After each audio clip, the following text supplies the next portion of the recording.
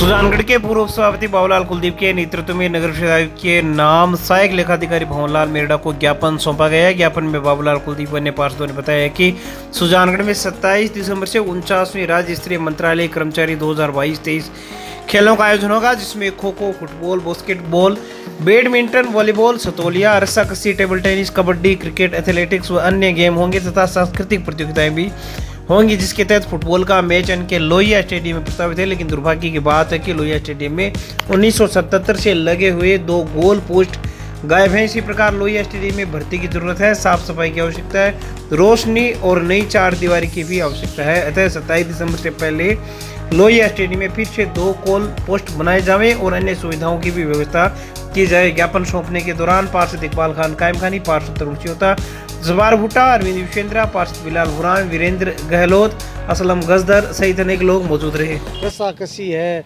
Badminton है, volleyball है, football है और संगीत प्रतियोगिताएं भी साथ में होनी है। और जब हमारे ये जो सुजानगढ़ का NK लोहिया स्टेडियम जो 1977 से पहले का बना हुआ है, 1977 में जो 2 गोल पोस्ट लगे हुए थे फुटबॉल के लिए, तो फुटबॉल का जो मैच है वो यहाँ लोहिया NK लोहिया स्टेडियम में होना है। और दुर्भाग्य की बात है कि आज जो NK लोहिया स्टेडियम की जो स्थिति है वो जर्जर है, दुर्भाग्यपूर्ण है। यहाँ जो 2 गोल पोस्ट 77 से लगे हुए थे, वो दोनों ही गोल पोस्ट आज की डेट में गायब है।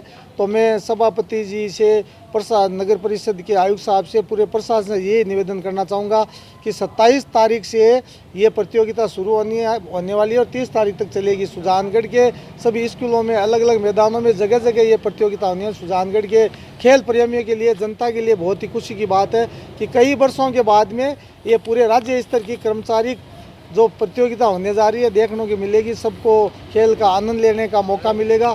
और जहाँ तक स्टेडियम की बात है तो आपने सुना होगा, देखा होगा कि नगर परिषद की फुल बोर्ड की मीटिंग में हमने निर्णय लिया था कि 2 महीने के अंदर अंदर इसकी भर्ती कराई जाए, इसकी 4 दीवारी ऊंची की जाए और मरम्मत की जाए, दीवार को ऊंचा किया जाए और यहाँ जो वो अपने मंच है वो बनाया जाए। लेकिन सभापति द्वारा और अनदेखी की जा रही है, कुछ भी नगर परिषद द्वारा ये कार्य नहीं किया गया। तो मैं पुरजोर मांग करता हूं कि 27 से 30 के बीच में सुजानगढ़ में होने वाले सभी मंत्रालय कर्मचारियों की प्रतियोगिता में नगर परिषद द्वारा सफाई की व्यवस्था, लाइट की व्यवस्था, पाउडर की व्यवस्था या सफाई के द्वारा अन्य व्यवस्था वो नगर परिषद द्वारा की जाए।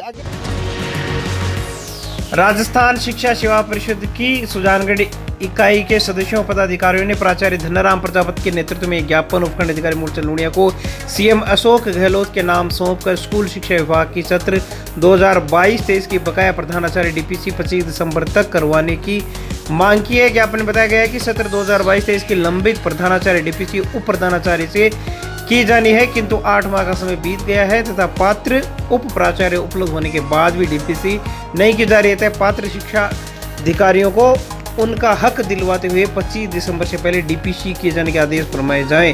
ज्ञापन सौंपने के दौरान केसरी सिंह राजपूत, संतोष पन्ने सिंह, रणजीत सिंह भिंचर, नरेश थालोड़, बजरंग लाल, प्रेमचंद जाटमाली, जितेंद्र कुमार सोनी सहित अनेक लोग मौजूद रहे। राजस्थान शिक्षा सेवा परिषद रेसा है, उसकी मांग है और जायज़ मांग है कि 2022-23 की जो DPC प्रिंसिपल की DPC होनी चाहिए थी वो 1 अप्रैल 2022 में हो जानी चाहिए थी, लेकिन अभी तक है वो पेंडिंग है। और उसकी पात्रता है वो वर्तमान राज्य सरकार ने रखी है कि वाइस प्रिंसिपल से प्रिंसिपल है उसमें प्रमोशन होगा। तो विभाग में अभी भी 2300 के करीब वाइस प्रिंसिपल हैं जो पात्रता रखते हैं प्रिंसिपल बनने के लिए, और पद भी काफ़ी रिक्त पड़े हैं। शिक्षण व्यवस्था है उसमें बहुत ज़्यादा है वो दुष्परिणाम आ रहे हैं। तो हम शिक्षा विभाग से मांग करते हैं कि जो पेंडिंग DPC है वो शीघ्र की जाए। सुजानगढ़ उपखंड अधिकारी मूलचंद लूणिया ने नाथो तालाब स्थित राजकीय फतेहपुर मातृ एवं शिशु कल्याण केंद्र में चल रही MCH विंग का निरीक्षण किया। इस दौरान लूणिया ने पर्ची काउंटर, जांच लैब, चिकित्सकों के चैम्बर, मरीजों के लिए बनाए गए वार्ड आदि का निरीक्षण किया और व्यवस्थाओं की जानकारी ली। राजकीय बगड़िया अस्पताल के PMO डॉक्टर सुरेश कलानी ने बताया कि लगभग सारी सुविधाएं जुटा ली गई हैं और जल्द ही उद्घाटन के बाद यहां पर मरीजों को भर्ती करने की सुविधा भी शुरू कर दी जाएगी। इसी प्रकार तैयार किए गए ऑपरेशन थिएटर का भी निरीक्षण कर व्यवस्थाओं का जायजा उपखंड अधिकारी ने लिया। निरीक्षण के बाद उपखंड अधिकारी मूलचंद लूणिया ने बताया कि जल्द ही अन्य बची हुई सुविधाओं को शुरू करने के लिए निर्देशित किया गया है। लूणिया ने बताया कि अस्पताल तक आने वाली सड़क को दुरुस्त करने के लिए नगर परिषद आयुक्त को कहा गया है। वहीं भाजपा नेता खुशीराम चांद्रा, युवा मोर्चा अध्यक्ष अमित मोसून ने उपखंड अधिकारी को बताया कि अस्पताल के सामने काफी बड़ी संख्या में आवारा पशु बैठे रहते हैं, जिनको यहां से हटवाया जाए। एसडीएम ने मामले में समुचित कार्रवाई का आश्वासन दिया। मातृ शिशु कल्याण केंद्र का आज पीएमओ साहब के साथ निरीक्षण किया गया और यहाँ पर आउटडोर है, पेशेंट्स को देखा जा रहा है। जांच की सुविधा CBCA, ब्लड है, यूरिन है, इनकी जांच प्रारंभ कर दी गई है।